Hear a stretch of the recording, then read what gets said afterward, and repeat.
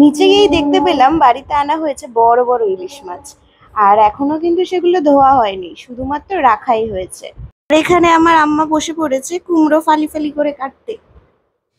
শুধু কুমড়ো দিয়ে ইলিশ মাছ করবে আম্মা?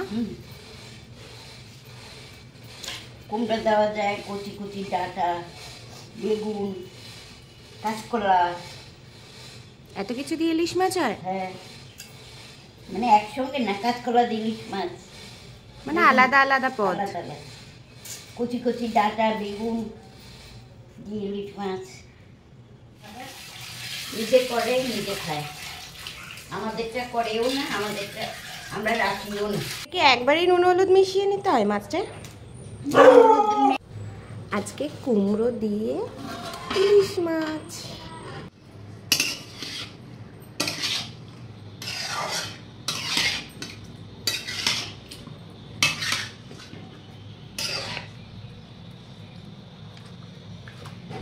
দাদাই কিন্তু বড্ড ভালোবাসতো ইলিশ মাছ খেতে। ইলিশ মাছ আবার কে না ভালোবাসে?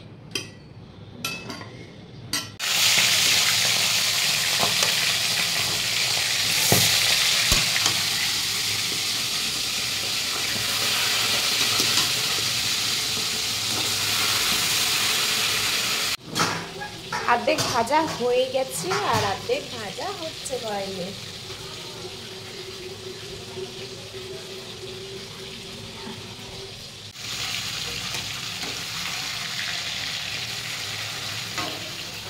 আম্মা শুনেছি নাকি ইলিশ মাছ বেশি ভাজতে নেই, তাই গো? হ্যাঁ, এই তো তুমি জানি একবারে কাঁচাও রান্না করে দেয়। কালো জিরে, কাঁচা লঙ্কা ফোড়ন দিয়ে মাছে নুন হলুদ মেখে কড়াইতে দিয়ে দিবি, দিয়ে একটুখানি হলুদ দিবি, একটু জিরার গুঁড়া দিলেও হয়, না দিলেও হয়।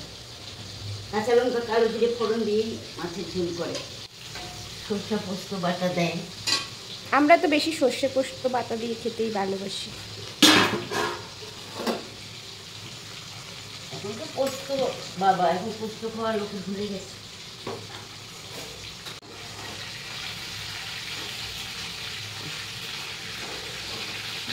ইলিশ মাছগুলো ভেজে থালায় রাখা হয়ে গেছে, এবার ঝোলের প্রিপারেশন ভেজে নিতে হবে।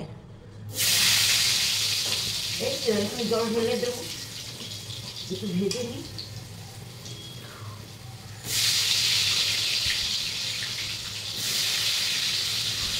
অনেকেই আছে যাদের কুমড়ো খেতে খুবই ভালো লাগে, আর কুমড়ো তাদের ফেভারিট, কিন্তু আমার তো একদমই না। কুমড়ো উপকার, কুমড়ো কিন্তু খুব উপকার, রক্ত পরিষ্কার করে, লিভারের পক্ষে ভালো। কুমড়োটা ভেজে তারপরে জল ঢেলে দিলেই মাছের ঝোল রেডি। এটা কি দিচ্ছ? কালো জিরে। যেহেতু পাতলা ঝোল সেহেতু কাঁচা লঙ্কা, তাই না? এতগুলো মাছে 4টে কাঁচা লঙ্কা দিলেই হয়ে যাবে।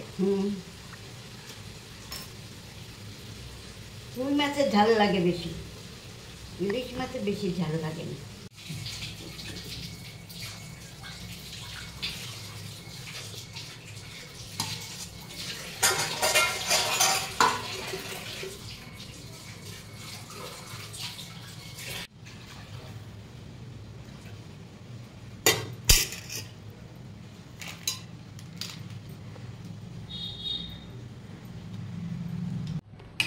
ব্যাস, ঝোলের জন্য দেওয়া হয়ে গেছে জল, ইলিশ মাছ রান্নাও রেডি।